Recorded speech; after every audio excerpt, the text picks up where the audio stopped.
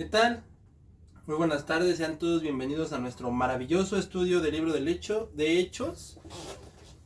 Como decía Steven Lawson cuando él predicaba su serie de Colosenses o de Génesis, así mismo estamos caminando a través de un maravilloso estudio a través del libro de los Hechos, y pues para mí es un gusto estar con cada uno de ustedes. Para mí es un gusto predicarle a la iglesia, predicarle a la gente que se burla, predicarle a todo ese tipo de personas, a quien sea, pero que la palabra de Dios es proclamada y que Dios es glorificado, porque eso es lo más importante.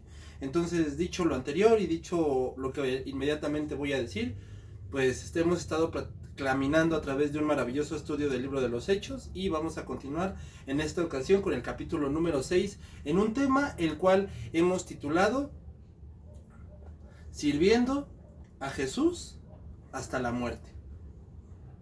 Sirviendo a Jesús hasta la muerte. Bueno, hace apenas unos días, Charlie Kirk, un activista cristiano, falleció. Y falleció por Jesucristo. La verdad es que no voy a indagar en el detalle, ni voy a decir que su vida privada y si él cometió en este error. El punto es que él literal murió por Cristo. Porque su vida estuvo marcada por vivir en una comunión y en una verdad con Cristo. Y en el día en el que él muere, es asesinado, porque no solamente murió, sino que fue asesinado. En el día en que él es asesinado, ese día es asesinado en una conferencia que él estaba dando acerca del cristianismo. Entonces no lo mata alguien por ser los profesionales, ni lo mata alguien porque quería tener más likes que él, ni lo mata alguien porque le caía gordo. Lo mató porque Charlie Kirk había provocado en el asesino el efecto que se llama odio por Cristo. Por eso es que el asesino, Charlie Kirk, había despertado en el asesino ese sentimiento que es odio por seguir a Cristo. Entonces, aunque pudiéramos indagar lo que fuera, la razón es que la persona que lo mata por seguir a Cristo. No lo mató por otra cosa, no buscó otra cosa. Él fue asesinado por seguir a Cristo, porque despertó en el asesino el odio por Cristo. Y es un odio que es irracional y que no tiene ninguna explicación.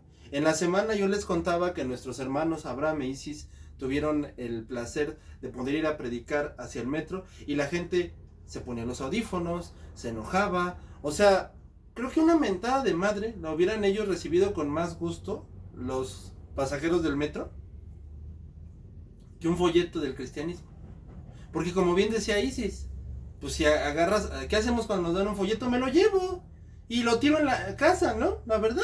O lo agarro para recoger los desechos de mi perro, o me doy una sonada de narices cuando ya no esté viendo a la persona, por respeto a ella, por moralidad a ella, o por lo que sea, pero me lo quedo. Es más, hay veces que yo he revisado luego en mi mochila o en mi bolsa, que reviso y digo, ay, este folleto, ya alguien sabe cuántos folletos llevo, de tantos que pues he recibido, y mucha gente lo recibe. Mucha gente llega a tener este tipo de folletos y ahí se los quedan.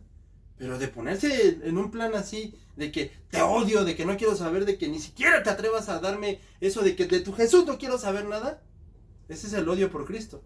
Y eso fue lo que Charlie Kirk despertó en el asesino. Este odio por Jesucristo. Ahora yo quiero hacer hincapié en que Charlie Kirk no era pastor, no era predicador, no era evangelista, no era maestro bíblico, no hablaba en lenguas. Mira, yo te puedo asegurar que ni siquiera diácono, ni siquiera era.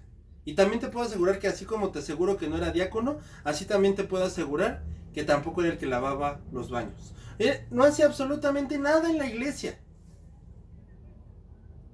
¿Y entonces qué era Charlie Kirk? Bueno, Charlie Kirk era lo que a muchos hoy en día no les interesa hacer: una persona dispuesta a morir por Cristo. ¿Me estás escuchando bien?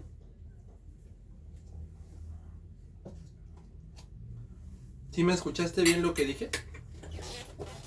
Charlie Kirk era una persona dispuesta a morir por Cristo.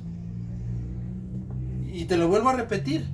Cuando te estaba diciendo que él no era nada en la iglesia, no tenía ningún cargo en la iglesia, no era pastor ni nada. Entonces, ¿qué era Charlie Clerk? Charlie Clerk era lo que hoy, tanto hombres como mujeres, jóvenes, jovencitas y jovencitos, no les interesa hacer. Charlie Clerk era una persona dispuesta a morir por Cristo, porque hoy a muchas mujeres, a muchos hombres que se llaman cristianos, a muchas jovencitas que se llaman cristianas, a muchos jóvenes que se llaman cristianos, no les interesa morir por Cristo, les interesa ser famosos por Cristo, les interesa que su noche mexicana esté con muy buen ska, les interesa que su noche mexicana esté con mucha alegría. Les interesa que su evento esté lleno de poder, esté lleno de autoridad, pero no les interesa morir por Cristo.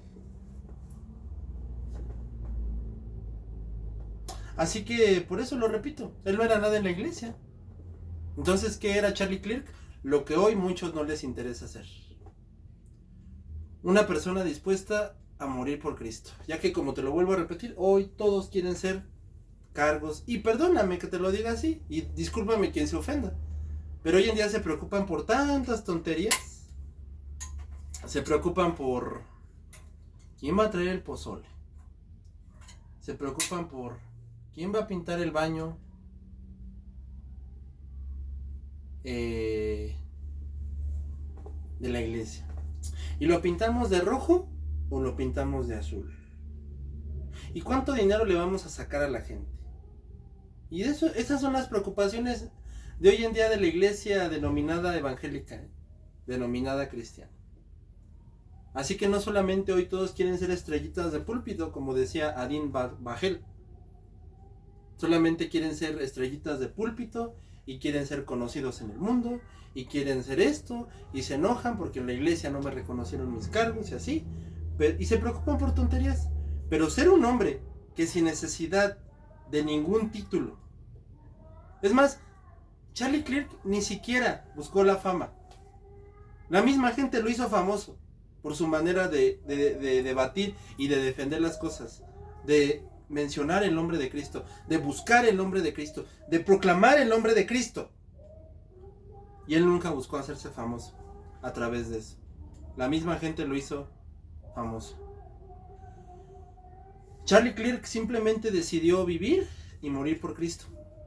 Y eso, créeme que pocos. Es una realidad de verdad que puede ser hasta vergonzosa para muchos de nosotros. Es una realidad que de verdad a muchos de verdad les debería de dar vergüenza. Es una realidad que debería de doler, que una persona está dispuesta a morir por Cristo y a veces tú no estás dispuesto ni siquiera a hablarle de Cristo a tu vecino. Y pretextos hay muchos, demasiados hay muchos, claro que sí. Que yo quién soy, que me falta preparación, que me falta un seminario, no sé. Y de veras, yo a veces decía, bueno, creo que a veces tenemos aquí los pretextos, pero no es cierto, surgen y surgen y surgen y surgen. Así como surgen tonterías más en la iglesia, así también surgen y surgen y surgen los pretextos y más pretextos. Y ahora resulta que el sol, y ahora resulta que la luna, y ahora resulta que yo todavía no estoy listo para hablarle a alguien del evangelio, y ahora resulta que, pues yo quién soy si mi vida no refleja a Cristo. Así es la gente de hoy en día, pretextos y pretextos sobran, pero realmente, como Charlie Clerk, decidirte a vivir y morir por Cristo, eso pocos. Es una realidad que él simplemente decidió seguir a Jesucristo hasta la muerte.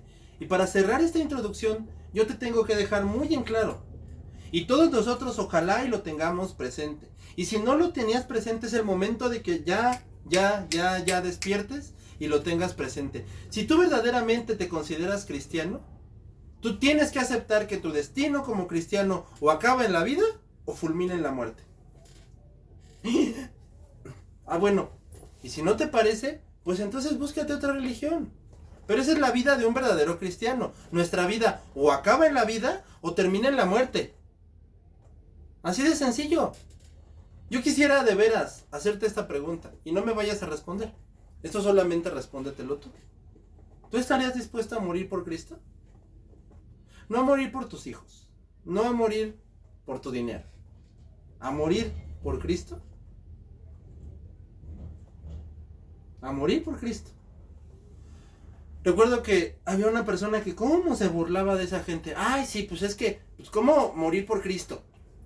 Pues si ni siquiera pueden vivir por él. No, mira, vivir para él es algo que es una lucha diaria, es un esfuerzo diario, es algo que diariamente nos toma esfuerzo, nos toma una vida, nos toma todos los días esforzarnos. Y claro, no se trata de vivir de vivir burlándonos de Dios, pero tampoco se trata de tomar la actitud más absurda y desagradable de estar juzgando la vida de los demás como si tu vida fuera tan perfecta.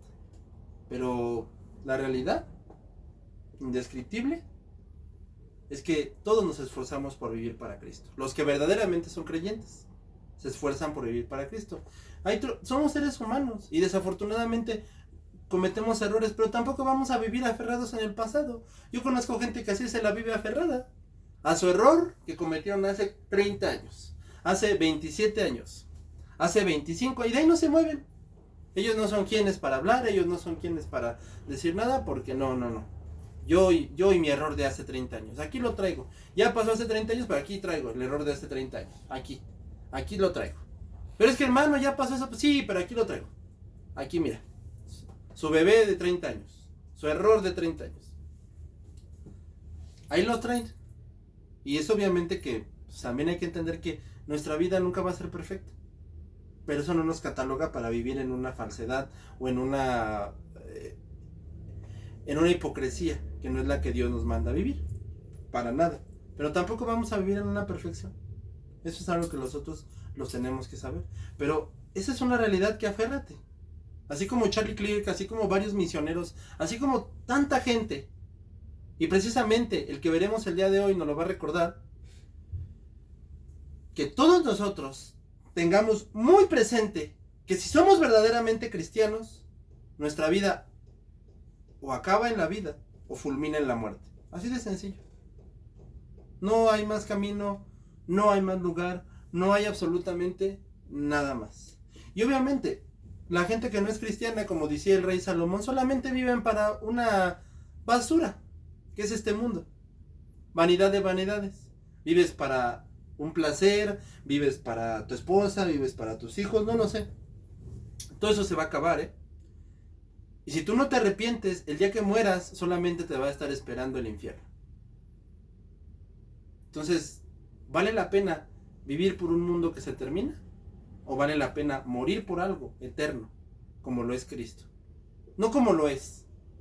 Vale la pena, vale la pena vivir eternamente por lo único verdaderamente eterno que es Cristo. ¿O vale la pena vivir por un mundo que se termina? ¿O vale la pena morir por lo único eterno que es Cristo? Por lo único verdaderamente eterno que es Jesús. En aquellos días, como creciera el número de los discípulos, hubo murmuración de los griegos contra los hebreos de que las viudas de aquellos eran desentendidas en la distribución diaria. Entonces los 12 convocaron a la multitud de los discípulos y dijeron: no es justo que nosotros dejemos la palabra de Dios para servir a las mesas. Busquen, hermanos, de entre ustedes 7 varones de buen testimonio, llenos del Espíritu Santo y de sabiduría, a quienes encarguemos este trabajo, y nosotros persistiremos en la oración y el ministerio de la palabra. Agradó la propuesta a toda la multitud, y eligieron a Esteban, varón lleno de fe y del Espíritu Santo, a Felipe, Prócoro, a Nicanor, a Timón, a Parmenas y a Nicolás, prosélito de Antioquía, a los cuales presentaron ante los apóstoles, quienes orando les impusieron las manos, y crecía la palabra del Señor, y el número de los discípulos se multiplicaba grandemente en Jerusalén, y también muchos de los sacerdotes obedecían la fe. Y Esteban, lleno de gracia y de poder, hacía grandes prodigios y señales entre el pueblo. Entonces se levantaron unos de la sinagoga llamada de los libertos y de Cirene de Alejandría, y disputando con Esteban, pero no podían resistir a la sabiduría y al espíritu con que hablaba. Entonces sobornaron a unos para que les dijesen que les habían oído hablar palabras blasfemas de Moisés contra Dios, y solivantaron al pueblo y a los ancianos y a los escribas, arremetiéndolos arrebataron y le trajeron al concilio, y pusieron testigos falsos que decían: este hombre no cesa de hablar palabras blasfemas contra el lugar santo y contra la ley, pues le hemos oído decir que este Jesús de Nazaret destruirá este lugar y cambiará las costumbres que nos dio en Moisés. Entonces todos los que estaban sentados en el concilio, al fijar los ojos en él, vieron como el rostro de un ángel. Esteban es elegido diácono, y aquí es un punto y aparte de que es la diaconía. Bueno, Hay iglesias que inventan que el ser el pastor es lo máximo, ¿no? Si eres pastor, eres el Dios de la iglesia. Y ya decides lo que se hace y así. Bueno, la Biblia enseña que los diáconos es un servidor dentro de la iglesia. Ahora, el pastor aquí no es el amo y señor de la iglesia. El amo y señor de la iglesia es Cristo. Sin embargo, aquí se nota que es la preeminencia de la predicación bíblica por encima de todas las cosas. Porque empezaron a decir, no, pues es que mira, ya nos desatendieron y todo, y los apóstoles dijeron, mira, nosotros vamos a nombrar a alguien que nos ayude con esta labor, porque nosotros no podemos dejar de predicar la palabra. Entonces, que haya diáconos que nos ayuden a nivelar lo complicado que es manejar la iglesia, y nosotros nos vamos a dedicar a la predicación y a la oración, y que la gente, los diáconos se dediquen a ayudarnos con esta tarea que es bastante complicada, que es la del ministerio. Ahora, aquí en ningún momento hay jerarquías. Un diácono es exactamente lo mismo que un pastor. Sí, aquí no hay poderes. Mira, yo he conocido gente que piensan que yo soy el pastor, y a mí qué me importa, de verdad, y a mí qué me importa. Aquí no hay jerarquías. Aquí un pastor, un diácono, el que lava los baños es exactamente lo mismo delante de Dios, solamente que ocupamos una función diferente y ya. Porque los apóstoles se dedicaban a predicar la palabra y los diáconos se dedicaban a ayudar en la iglesia. Ay, es que yo soy más porque estoy predicando. No, simplemente tu labor es predicar la palabra, y la labor del diácono es simplemente ayudar en la iglesia. Así que creer que esto es espectacular o algo, pues no. Hay una iglesia allá en Ciudad Azteca donde ser diácono es humillante. Y literal, si eres diácono, no. Tú puedes andar, tú ya firmaste tu lugar para que estés ahí, que te estén humillando. Y el pastor, te vuelves el chacho del disque pastor. Porque en esa iglesia los pastores son diosesitos y los diáconos son sus gatos o sus servidores. La Biblia jamás enseña eso. La Biblia enseña que un diácono es simplemente un servidor más, así como un pastor es un servidor más. Ahora, Esteban, en segundo lugar, no necesitó ser ni un maestro de la Biblia, ni un teólogo. Él no era nada. Así como te decía en nuestra introducción de Charlie Clerk, él tampoco era absolutamente nada. Y sin embargo, era un hombre lleno de prodigios y con el poder del Espíritu Santo. Entonces, él no se esperó a recibir un título, a hacer algo, para ir a predicar, para ir a enseñar. Él simplemente lo estaba haciendo. Entonces, cuando él estaba predicando, enseñando, él estaba haciendo todas esas cosas, él lo hacía sin necesidad de título, sin necesidad de nada. Y hoy en día, tú no tienes idea cuánta gente agarra y pone de pretexto que no están aptos, que por el dinero, que por no sé. Y él jamás puso eso de pretexto. Desafortunadamente, después de que ocurren todas estas cosas, lo que sí surge a raíz de todo esto es que Esteban es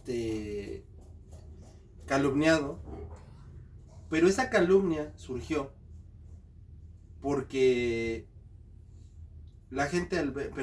los teólogos judíos, obviamente adoctrinados a su propia manera de pensar, cuando se dan cuenta de lo que Esteban estaba haciendo, pues obviamente que eso no les gustó y empezaron a rebatirlo. Pero resulta que Esteban era un maestro de la historia bíblica de Israel.